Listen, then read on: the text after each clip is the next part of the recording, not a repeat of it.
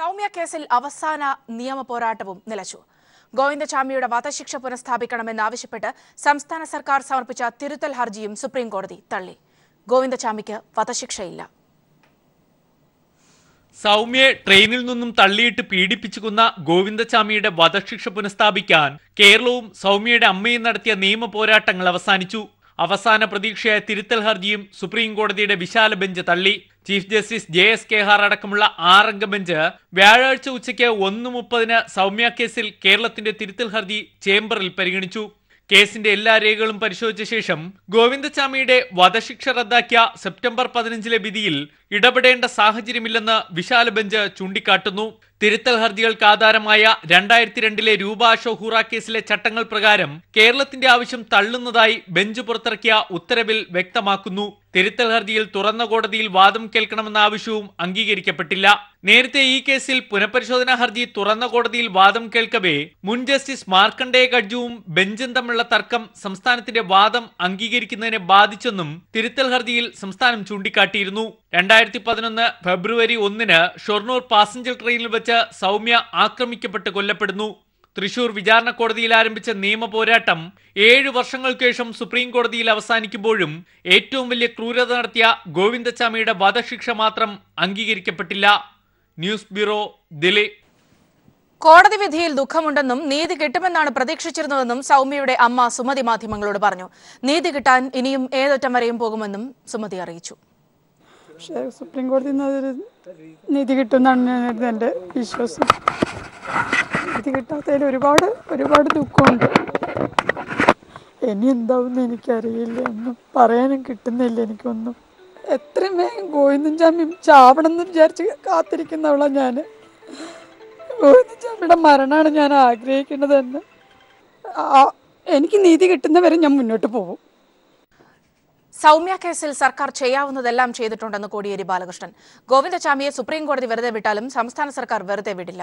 കേരളത്തിലെ ജയിലിൽ നിന്നും ഗോവിന്ദചാമി ഒരു കാലത്തും പുറത്തിറങ്ങില്ലെന്നും കോടിയേരി പറഞ്ഞു. ഒരു ഗവൺമെന്റ് ചെയ്യാൻ സാധിക്കുന്ന പരമാവധി കാര്യം നിയമപരമായിട്ടുള്ള ഇടപെടൽ സൗമ്യ കേസിൻ്റെ കാര്യത്തിൽ നടത്തിയിട്ടുണ്ട് എന്നാണ് വസ്തുത. ഏതായാലും LDF ഗവൺമെൻറ് അധികാരത്തിലിരിക്കുന്നിടത്തോളം കാലം ഗോവിന്ദചാമിക്ക് ജയിലിൽ നിന്ന് മോചനം ഉണ്ടാവുകയില്ല എന്ന കാര്യം ഇടതുപക്ഷ ഗവൺമെൻറ് ഉറപ്പിക്കും. മൂന്നാറിലെ വൻകിട കയ്യേറ്റക്കാരുടെ ഭൂമി തിരികെ പിടിക്കുമെന്ന് കോടിയേരി ബാലകൃഷ്ണൻ. പിടിച്ചെടുത്ത ഭൂമി ഭൂരഹിതർക്ക് വിതരണം ചെയ്യും. 1977 മുൻപ് ഭൂമി കയ്യേറിയവർക്ക് ഉപാധിരഹിത പട്ടയം നൽകുമെന്നും CPI-യുമായി നയപരമായ പ്രശ്നങ്ങളില്ലെന്നും കോടിയേരി വാർത്താസമ്മേളനത്തിൽ പറഞ്ഞു. മൂന്നാറിലെ ഭൂപ്രശ്നങ്ങളിൽ LDF-ന് ഏകോപിത നിലപാടുണ്ട്.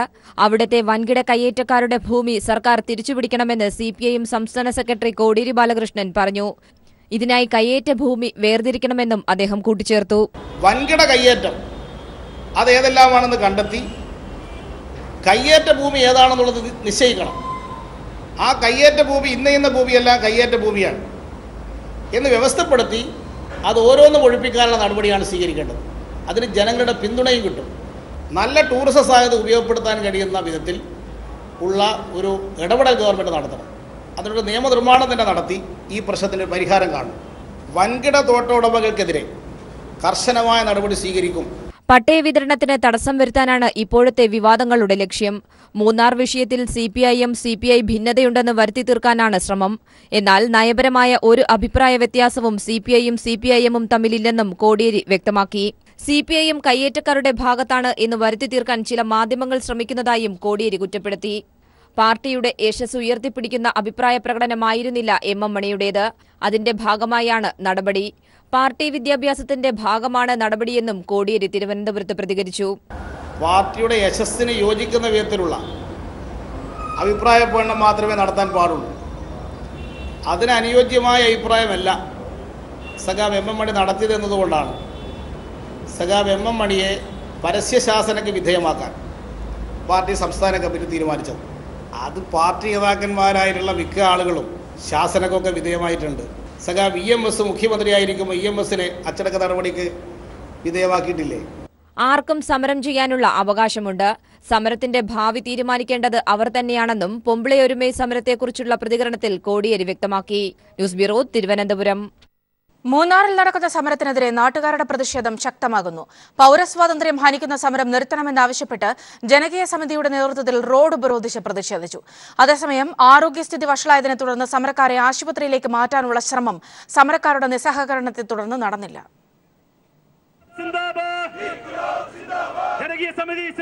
മൂന്നാറിലെ സാധാരണ ജനങ്ങളുടെ ജീവിതം ദുരിതത്തിലാക്കിയുള്ള സമരത്തെ എതിർത്താണ് മൂന്നാറിൽ ജനകീയ സമിതി പ്രവർത്തകർ പ്രതിഷേധവുമായി റോഡ് ഉപരോധിച്ചത്. 5 ദിവസമായി നടക്കുന്ന സമരം മൂലം മൂന്നാറിലെ ജനങ്ങളുടെ പൗരസ്വാതന്ത്ര്യമാണ് നഷ്ടമായിരിക്കുന്നതെന്ന് ജനകീയ സമിതി കുറ്റപ്പെടുത്തി. മൂന്നാറിലെ റെസിഡൻസ് അസോസിയേഷനുകളുടെയും വ്യാപാരികളും ഓട്ടോ ടാക്സി തൊഴിലാളികളുടെയും സംയുക്ത സമിതിയാണ് ജനകീയ സമിതി. മൂന്നാറിലെ ടൂറിസത്തെ തകർക്കാനുള്ള ശ്രമത്തിന്റെ ഭാഗമാണ് സമരമെന്ന് മാധ്യമങ്ങൾ തിരിച്ചറിയണമെന്നും ജനകീയ സമിതി ആവശ്യപ്പെട്ടു. മൂന്നാറിലെ ജനതയാണ് നടുറോഡിൽ കുത്തിയിരിക്കുന്നത്. എത്രയോ കാലങ്ങളായി, എത്രയോ ദിവസങ്ങളായി നിങ്ങൾ ചാനലുകാർ മനസ്സിലാക്കുക, എത്രയോ ദിവസങ്ങളായി യാതൊരു നിയന്ത്രണവുമില്ലാതെ നിങ്ങളുടെ ചാനലുകാരുടെയും മാധ്യമ പ്രവർത്തകരുടെയും പിന്തുണയോടുകൂടി ബഹുമാനപ്പെട്ട ഹൈക്കോടതിയുടെ ഉത്തരവ് പോലും ലംഘിച്ചുകൊണ്ട് ഈ മൂന്നാറിന്റെ നടു ടൗണിൽ ഞങ്ങൾക്ക് ജീവിക്കാനുള്ള സ്വാതന്ത്ര്യം പോലും നിഷേധിച്ചുകൊണ്ട് ഈ നടത്തുന്ന പ്രവർത്തനത്തെ തടയാൻ നിങ്ങൾ പോലീസ് ഉദ്യോഗസ്ഥന്മാർക്ക് കഴിഞ്ഞിട്ടുണ്ടോ? അതേസമയം നിരാഹാര സമരം നടത്തുന്നവരുടെ ആരോഗ്യസ്ഥിതി മോശമായി. ഇവരുടെ ആവശ്യപ്രകാരം ആരോഗ്യവകുപ്പ് പ്രവർത്തകർ പരിശോധന നടത്തി. ഇവരെ ആശുപത്രിയിലേക്ക് മാറ്റാനുള്ള ശ്രമം സമരക്കാരുടെ നിസ്സഹകരണം മൂലം നടന്നില്ല.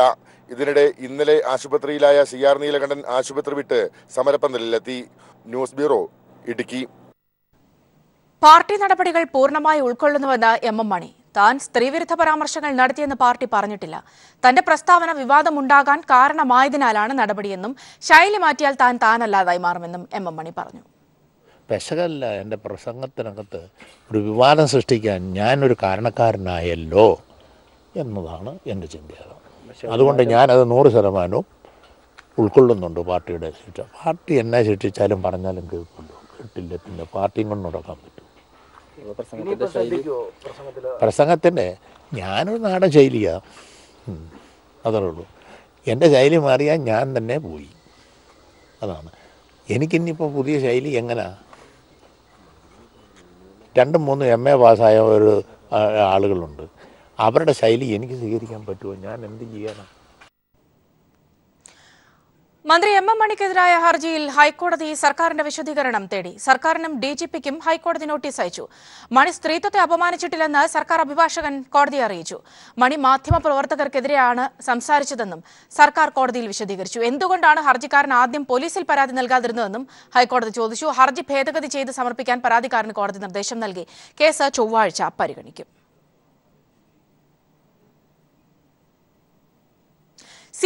CPI ബന്ധത്തിന് കോട്ടമൊന്നും സംഭവിച്ചിട്ടില്ലെന്ന് കോടിയേരി ബാലകൃഷ്ണൻ. മൂന്നാർ വിഷയത്തിൽ പ്രശ്നങ്ങൾ ഉണ്ടെന്ന് വരുത്തി തീർക്കാൻ ചില മാധ്യമങ്ങൾ ശ്രമിക്കുകയാണെന്നും എല്ലാം മാധ്യമ സൃഷ്ടി മാത്രമാണെന്നും കോടിയേരി പറഞ്ഞു. അതേസമയം കയ്യേറ്റങ്ങൾ ഒഴിപ്പിക്കാനുള്ള സർക്കാർ തീരുമാനത്തിന് പൂർണ്ണ പിന്തുണയെന്ന് CPI സംസ്ഥാന സെക്രട്ടറി കാനം രാജേന്ദ്രൻ വ്യക്തമാക്കി. വിശ്വാസത്തെ മറയാക്കി മൂന്നാറിൽ നടക്കുന്ന കയ്യേറ്റം അംഗീകരിക്കാനാവില്ലെന്ന് ഭരണപരിഷ്കാര കമ്മീഷൻ ചെയർമാൻ VS അച്യുതാനന്ദനും പ്രതികരിച്ചു.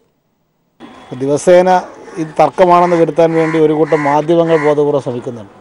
അങ്ങനെ ഉള്ള തർക്കമില്ല എന്ന് CPI വ്യക്തമാക്കി കഴിഞ്ഞിട്ടുണ്ട്. അപ്പോൾ CPM തമ്മിലുള്ള തർക്കങ്ങളൊന്നും ഇപ്പം നിലനിൽക്കുന്നില്ല. ഇടതുപക്ഷ ജനാധിപത്യ മുന്നണി ഗവൺമെൻറ്റിൻ്റെ കയ്യേറ്റം ഒഴിപ്പിക്കാനുള്ള നടപടികൾക്ക് പാർട്ടി സംസ്ഥാന കൗൺസിൽ പൂർണ്ണ പിന്തുണ പ്രഖ്യാപിച്ചു. ആ കയ്യേറ്റങ്ങൾ ഒഴിപ്പിക്കാൻ അടിയന്തര നടപടികൾ സ്വീകരിക്കണം. ആ നടപടികൾ സ്വീകരിക്കുമ്പോൾ ഉദ്യോഗസ്ഥന്മാരെ നിയമത്തിൻ്റെ അടിസ്ഥാനത്തിൽ മുന്നോട്ട് വിടുന്നതിന് സർക്കാർ തയ്യാറാകണം എന്നാണ് ഞങ്ങൾ സ്റ്റേറ്റ് കൗൺസിൽ അഭ്യർത്ഥിച്ചത്. ജാതിയുടെയും മതത്തിന്റെയും വിശ്വാസത്തിന്റെയും പേരിൽ കയ്യേറ്റങ്ങൾക്ക് മറയിടാനുള്ള ശ്രമങ്ങളെ ആർക്കും അംഗീകരിക്കാൻ കഴിയില്ല. അതുകൊണ്ട് കയ്യേറ്റക്കാർ താണ്ഡവമാടാത്ത ഒരു നവീന മൂന്നാർ എന്നതാണ് നാം ആഗ്രഹിക്കുന്നത്. സെൻകുമാർ കേസിൽ വ്യക്തത തേടി സംസ്ഥാന സർക്കാർ സുപ്രീം കോടതിയിലെ മുതിർന്ന അഭിഭാഷകനോട് നിയമോപദേശം തേടി. മുതിർന്ന അഭിഭാഷകൻ ഹരീഷ് സാൽവെയോടാണ് സർക്കാർ നിയമോപദേശം തേടിയത്. സെൻകുമാറിന് പകരം നിയമിച്ച ലോക്നാഥ് ബെഹ്റയ്ക്ക് ഉത്തരവ് ബാധകമാണോ എന്നും പരിശോധിക്കും. സെൻകുമാർ സമർപ്പിച്ച ഹർജിയെ തുടർന്ന് 24-ാം തീയതി സുപ്രീം കോടതി പുറപ്പെടുവിച്ച ഉത്തരവിൽ വ്യക്തത വരുത്താനാണ് സർക്കാർ നിയമോപദേശം തേടിയത്. വിധിന്യായ പ്രകാരം സെൻകുമാറിനെ ക്രമസമാധാന ചുമതലയുള്ള DGP സ്ഥാനത്തു നിന്നും മാറ്റിയ 2016 ജൂൺ 1 സർക്കാർ ഉത്തരവ് സുപ്രീം കോടതി റദ്ദാക്കി. എന്നാൽ അതേ സർക്കാർ ഉത്തരവിൽ തന്നെ മറ്റു 3 സ്ഥാനമാറ്റങ്ങളും രേഖപ്പെടുത്തിയിട്ടുണ്ട്. സെൻകുമാറിന് പകരം ലോക്നാഥ് ബെഹ്റയെ പോലീസ് മേധാവിയാക്കുകയും വിജിലൻസ് ഡയറക്ടറായി ശങ്കർ റെഡ്ഡിക്ക് പകരം ജേക്കബ് തോമസിനെ നിയമിക്കുകയും ചെയ്യുന്നതായി ഉത്തരവിൽ പറയുന്നു. ഈ ജൂൺ 1 ഉത്തരവ് റദ്ദാക്കുമ്പോൾ സെൻകുമാറിന് പുറമെ മറ്റു 3 പേരുടെ നിയമനങ്ങളും റദ്ദാക്കപ്പെടുമോ എന്നാണ് അറിയേണ്ടത്. സെൻകുമാറിന് പകരം നിയമിച്ച ലോക്നാഥ് ബെഹ്റയെക്കുറിച്ച് സുപ്രീം കോടതി ഉത്തരവിൽ പരാമർശമില്ല. പകരം സെൻകുമാറിനെ പുനർനിയമിക്കണമെന്ന് മാത്രമേ പറഞ്ഞിട്ടുള്ളൂ. ഇക്കാര്യത്തിൽ സുപ്രീം കോടതി തന്നെയാണ് വ്യക്തത വരുത്തേണ്ടത്. അത്തരമൊരു വ്യക്തത തേടി സുപ്രീം കോടതിയെ സമീപിക്കുന്നതിനെക്കുറിച്ചാണ് സർക്കാർ ഇപ്പോൾ മുതിർന്ന അഭിഭാഷകൻ ഹരീഷ് സാൽവെയോട് നിയമോപദേശം തേടിയത്. സാൽവെ നൽകുന്ന നിയമോപദേശം പരിശോധിച്ച ശേഷം ആവശ്യമെങ്കിൽ ഉത്തരവിൽ വ്യക്തത തേടി സംസ്ഥാന സർക്കാർ സുപ്രീം കോടതിയെ സമീപിച്ചേക്കും. News bureau, Delhi. ഇന്ത്യയിൽ അഴിമതി ഏറ്റവും കുറവുള്ള സംസ്ഥാനങ്ങളുടെ പട്ടികയിൽ കേരളവും. ദേശീയ ഏജൻസിയായ CMS ആണ് 2016-17 സാമ്പത്തിക വർഷത്തെ കണക്കുകൾ പുറത്തുവിട്ടത്. ഏറ്റവും അഴിമതിയുള്ള സംസ്ഥാനം കർണാടകമാണെന്നും റിപ്പോർട്ട് വ്യക്തമാക്കുന്നു. സർവേ ഫലത്തിൽ സംതൃപ്തിയുണ്ടെന്ന് മുഖ്യമന്ത്രി പിണറായി വിജയൻ പ്രതികരിച്ചു. അഴിമതി കുറയ്ക്കുകയല്ല, ഇല്ലാതാക്കുകയാണ് ലക്ഷ്യമെന്നും അദ്ദേഹം പറഞ്ഞു. കൈമടക്ക് കൊടുക്കാതെ കാര്യം നടക്കണമെന്നുണ്ടെങ്കിൽ കേരളത്തിലേക്ക് ചെല്ലണമെന്നാണ് CMS നടത്തിയ സർവേ ഫലം ചൂണ്ടിക്കാട്ടുന്നത്. സർക്കാർ സേവനങ്ങളിലെ അഴിമതിയെക്കുറിച്ച് നടത്തിയ സർവേയുടെ ഫലങ്ങളാണ് സെന്റർ ഓഫ് മീഡിയ സ്റ്റഡീസ് പുറത്തുവിട്ടത്. കർണാടകമാണ് അഴിമതിക്കാര്യത്തിൽ ഒന്നാമത്. ആന്ധ്രാപ്രദേശും തമിഴ്നാടും മഹാരാഷ്ട്രയും ജമ്മു കാശ്മീരും പഞ്ചാബുമാണ് കർണാടകയ്ക്ക് പിന്നാലെ പട്ടികയിൽ ഇടം നേടിയിരിക്കുന്നത്. കർണാടകയിലെ സർവേയിൽ പങ്കെടുത്ത 100% പേരിൽ 77% സർക്കാർ സേവനങ്ങൾക്ക് കൈക്കൂലി കൊടുക്കണമെന്ന് അഭിപ്രായപ്പെട്ടപ്പോൾ കേരളത്തിൽ 4% പേർ മാത്രമാണ് കൈക്കൂലി കൊടുക്കണമെന്ന് അഭിപ്രായപ്പെട്ടത്. പോലീസ്, പൊതുവിതരണ സമ്പ്രദായം, വൈദ്യുതി, നീതിന്യായം തുടങ്ങിയ വകുപ്പുകളിലാണ് അഴിമതി ഏറ്റവും കൂടുതൽ നടമാടുന്നത്. അഴിമതി ഇനത്തിൽ രാജ്യമെമ്പാടുമായി നൽകപ്പെട്ടത് 6350 കോടി രൂപയാണെന്നും CMS സർവേ ഫലങ്ങൾ ചൂണ്ടിക്കാട്ടുന്നു. News desk. കേരളം ഒന്നാകെ വരൾച്ചയിൽ നട്ടം തിരിയുമ്പോൾ കുടിവെള്ളം കിട്ടാതെ വീടുപേക്ഷിച്ച് മലയിറങ്ങിയതാണ് തൃശൂർ പീച്ചയിലെ ആദിവാസികൾ. അണക്കെട്ടിന്റെ റിസർവോയറിൽ കുഴിയെടുത്ത് കിട്ടുന്ന വെള്ളമാണ് ഇവർക്ക് ഏക ആശ്രയം. മണിയൻ കിണർ കോളനിയിലെ 6 കുടുംബങ്ങളാണ് 3 മാസക്കാലമായി താൽക്കാലിക ഷെഡ് കെട്ടി താമസിക്കുന്നത്. 70ഓളം കുടുംബങ്ങൾ താമസിക്കുന്ന പീച്ചി മണിയൻ കിണർ ആദിവാസി കോളനിയിൽ മാസങ്ങൾക്ക് മുമ്പേ കുടിവെള്ളം കിട്ടാക്കനിയായിരുന്നു. പഞ്ചായത്ത് അധികൃതർ ടാങ്കർ ലോറിയിൽ എത്തിക്കുന്ന വെള്ളം ദൈനംദിന ആവശ്യങ്ങൾക്ക് പോലും തികയാറില്ല. ക്ഷീരകർഷകർ കൂടിയായ ഇവർക്ക് കന്നുകാലികളെ പരിപാലിക്കാൻ സാധിക്കാതെ വന്നതോടെയാണ് 6 കുടുംബങ്ങൾ വീട് വിട്ട് അണക്കെട്ടിന് തീരത്തേക്ക് താമസം മാറിയത്. പ്രശ്നം എന്ന് വെച്ചാൽ ചൂട് കൂടുതലാണ്. ചൂട് കൂടുതലായതുകൊണ്ടാണ് ഇറങ്ങാൻ കാരണം. അല്ലെങ്കിൽ ഇപ്പോൾ ഇറങ്ങാൻ പറ്റില്ല. കാരണം കിണറുകളിലുള്ള വെള്ളം വറ്റിപ്പോയി. വറ്റി പിന്നെ രക്ഷയില്ല. അപ്പോൾ നമുക്കും കുടിക്കണം, മൃഗങ്ങൾക്കും കുടിക്കണം. റിസർവോയറിൽ ആഴത്തിൽ കുഴികളെടുത്താണ് ഇവർ കുടിവെള്ളം ശേഖരിക്കുന്നത്. ജലനിരപ്പ് ഇനിയും താഴ്ന്നാൽ ഇവിടെ നിന്നും മാറിപ്പോകേണ്ടി വരുമോ എന്ന ആശങ്കയും ചെറുതല്ല. ഇവിടെ വന്നു കഴിഞ്ഞപ്പോൾ ഇവിടുത്തെ വെള്ളം പോയി തുടങ്ങി. അപ്പോൾ ഇനി വെള്ളം കഴിയുമ്പോൾ ഞങ്ങൾ ഇവിടുന്ന് എന്ത് ചെയ്യണമെന്ന് ഞങ്ങൾക്ക് തന്നെ അറിയില്ല. വേനൽ മഴ കനിയുമെന്ന പ്രതീക്ഷയിൽ നാളുകൾ കാത്തിരുന്നെങ്കിലും അവസ്ഥയിൽ മാറ്റമുണ്ടായില്ല. ഓലക്കീറിനാൽ മറച്ച താൽക്കാലിക ഷെഡിൽ കൊടുംവെയിൽ സഹിച്ചാണ് ഇവരുടെ താമസം. കുടിനീര് കിട്ടാതെ വാസസ്ഥലം ഉപേക്ഷിച്ച മലയിറങ്ങേണ്ട ഗതികേടിലാണ് മണിയൻ കിണർ കോളനി വാസികൾ. ക്യാമറമാൻ PP സലീമിനൊപ്പം CG Diljith. Chemmanur life vision charitable ട്രസ്റ്റിന്റെ ജീവകാരുണ്യ പ്രവർത്തനങ്ങൾക്ക് ലക്ഷദ്വീപിൽ തുടക്കമായി. ചികിത്സാ സഹായ പദ്ധതി, ഉപകരണ വിതരണ പദ്ധതി, ഭവന നിർമ്മാണ സഹായ പദ്ധതി എന്നിവയ്ക്കാണ് തുടക്കമായത്. കവരത്തി പഞ്ചായത്തിൽ നടന്ന ചടങ്ങിൽ ഡോക്ടർ ബോബി ചെമ്മണ്ണൂർ നിരവധി ആളുകൾക്ക് നേരിട്ട് സഹായധനം വിതരണം ചെയ്തു. ബോബി ചെമ്മണ്ണൂരിന് വൻ സ്വീകരണമാണ് ലക്ഷദ്വീപ് നിവാസികൾ നൽകിയത്.